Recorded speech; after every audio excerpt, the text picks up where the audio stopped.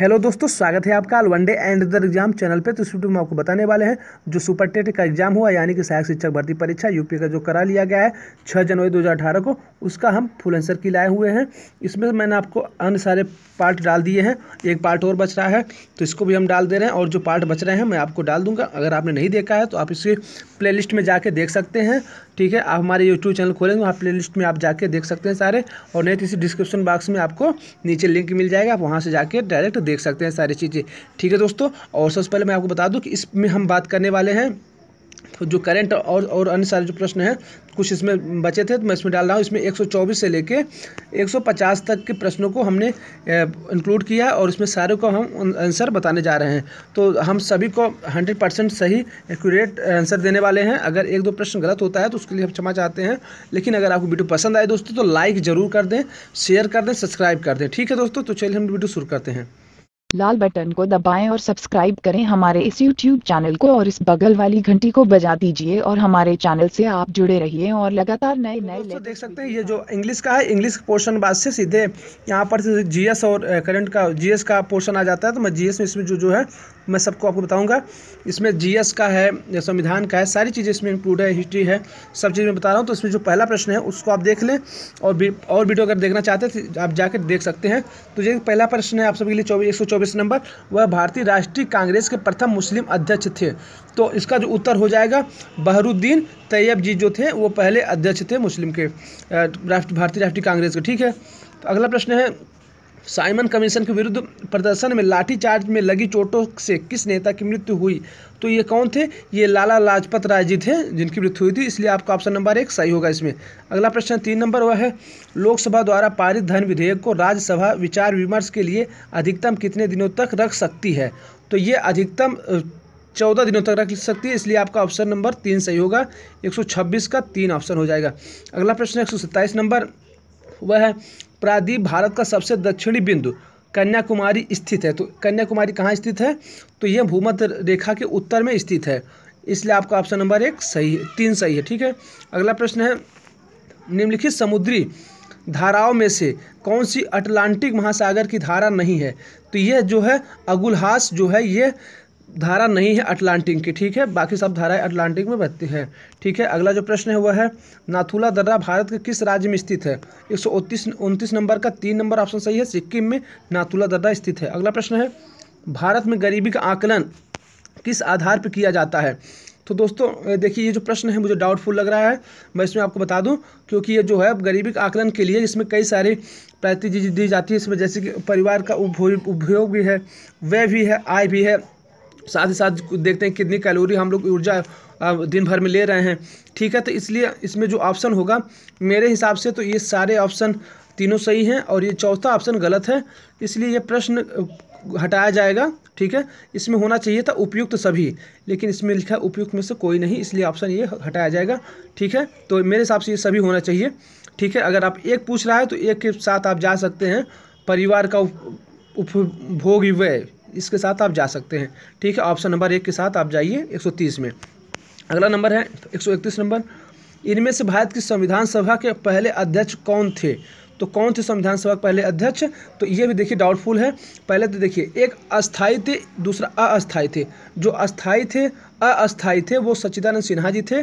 ठीक है, और जो अस्थाई बनाए गए थे 11 तारीख को, ये 9 तारीख बने थे, ये 11 तारीख बने थे। तो ये जो अस्थाई बने थे वो राजेंद्र प्रसाद थे, अस्थाई जो थे सच्चिदानंद सिन्हा।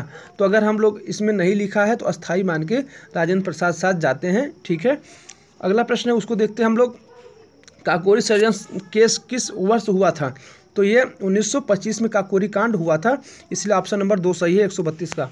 133 नंबर प्रश्न, भारत में अवस्थापित होने वाला प्रथम राष्ट्रीय उद्यान है।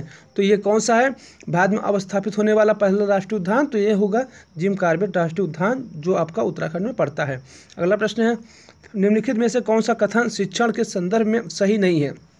तो कौन सा कथन शिक्षण के संदर्भ में सही नहीं है? तो देखिए ये जो पोर्शन है जीएस से थोड़ा हट के है, तो हमारे मित्र लोगों ने इसे हल किए हैं। तो इसमें देखिए, इसमें बता देता हूं, तो इसमें जो है ऑप्शन सही हो जाएगा 134 नंबर का 4, शिक्षण केवल कक्षा तक सीमित रहने वाली प्रक्रिया है।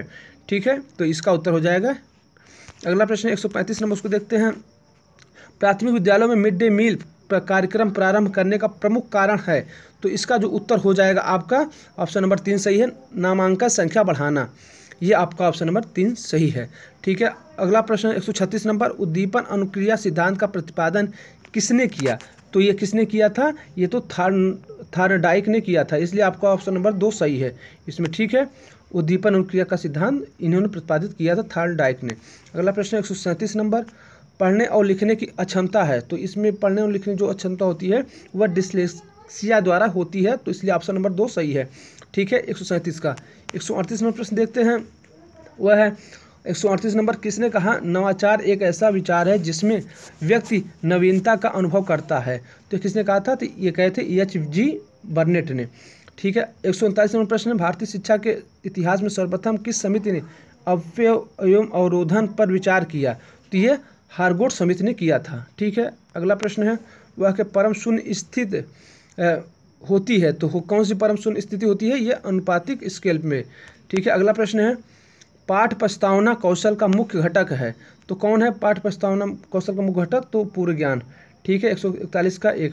ठीक है, अगला प्रश्न है NCERT द्वारा राष्ट्रीय पाठ्यक्रम की रूपरेखा कब प्रस्तुत की गई? तो इसका जो उत्तर हो जाएगा 2005 में।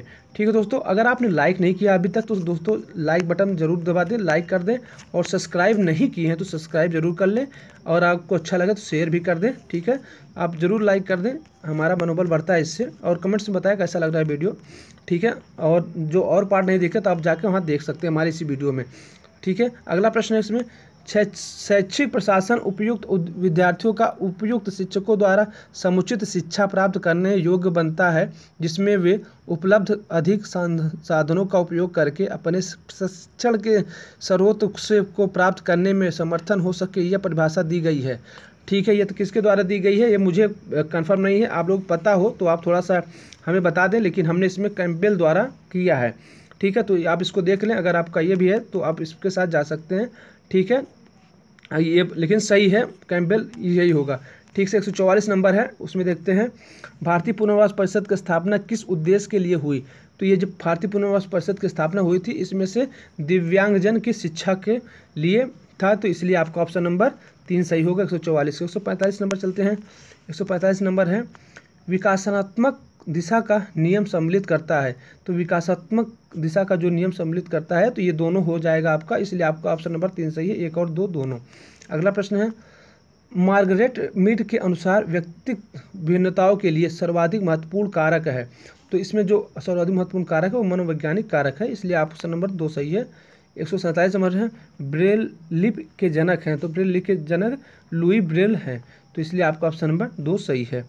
अगला प्रश्न 148 नंबर प्राचीन अनुबंधन का सिद्धांत किसने दिया था? तो ये पावलोव ने दिया था, तो इसलिए आपका ऑप्शन नंबर 3 सही होगा 148 का। 149 है हेरेडिटरी जीनियस नामक पुस्तक किसने लिखा? तो ये गाल्टन ने लिखा था। तो हेरेडिटरी जीनियस जो लिखे थे वो गाल्टन ने लिखा था, तो इसलिए आपका ऑप्शन नंबर 2 सही होगा 149 का।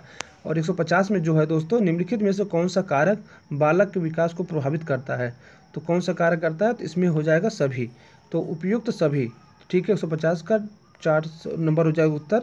अगर आपको वीडियो अच्छी लगे तो लाइक कर दें, शेयर कर दें, सब्सक्राइब नहीं किया तो सब्सक्राइब कर लें। बहुत बहुत धन्यवाद वीडियो देखने।